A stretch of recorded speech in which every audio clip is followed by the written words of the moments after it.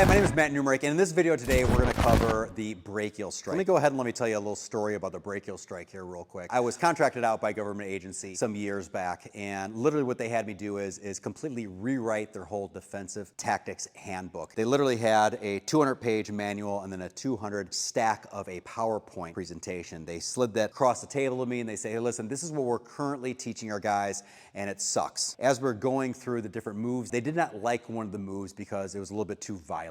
When we were trying to think about what other kind of move we could implement in there that wouldn't be as violent, this is what this move came to be, or how this move came to be. We call this the brachial strike. It's funny because as Mark and I were just off to the side right here before we start taping, and we were practicing some of the moves, it did not take a whole lot for me to go ahead, practice this move on him and kind of shake him up a little bit. So do not disrespect this move, or don't think this move doesn't really work, because I guarantee you it does. Unlike, let's say, a headbutt or even an eye jab that cannot be practiced the fullest, so you can prove its worthiness in street fighting, or at least in practicing for your street fighting kind of training. This move right here, you can play around with friends, and you can really put in a little bit of hurt on your partners, and they can put a little hurt on you, and I guarantee you once you do that and feel a couple strikes, you will automatically gain respect for this move. And it's a great move for this agency because sometimes they need to go ahead and they need to put a lot of hurt on someone to really take them out of commission. Other times they can go ahead and they can strike someone for more or less kind of pain compliance. Either or, whatever your purposes may be to use this, it's a great tool to have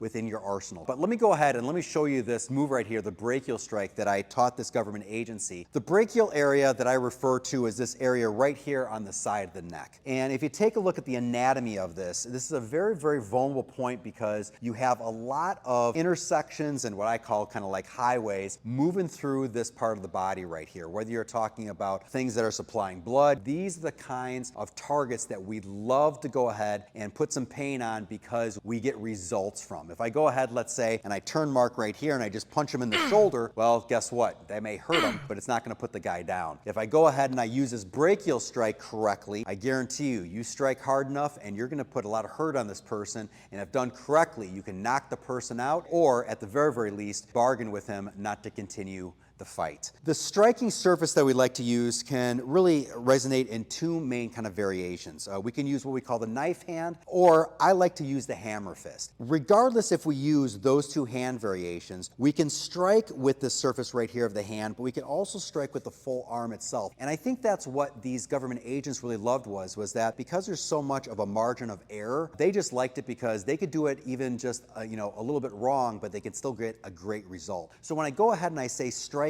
this target right here, whether it be with the fist or the full arm, you'll notice I have a lot of margin right here of error, where if there's movement or if the person's cocking back for a punch or something like that, and I strike him, let's say here, as opposed to right here, guess what? I'm still going to get the exact same kind of result. If I have, let's say, a 4 or 5 inch split for trying to hit somebody with the fist, once again, that's going to lead to a more ineffective kind of a punch, right? What I want you to do is I want you to go ahead and I want you to use this by training from a bunch of different positions, a bunch of different kind of what we call reference points. And all that means is it's like the start of a fight, or how a fight maybe ensues, or how a fight progresses, but it's put me into a particular position where now I can use a particular move. First thing we have here, Mark is just going to go ahead and he pushes me. Once he pushes me right here, I just come back and I strike right over. Now, the only caveat here is if the hands are still up, I'm going to go ahead and I'm just going to slap down the arm and just come right here. Some of you guys may recognize this as kind of like a sloppy pak sao of some sort from Wing Chun. If the pushes and the hands go down, well, great.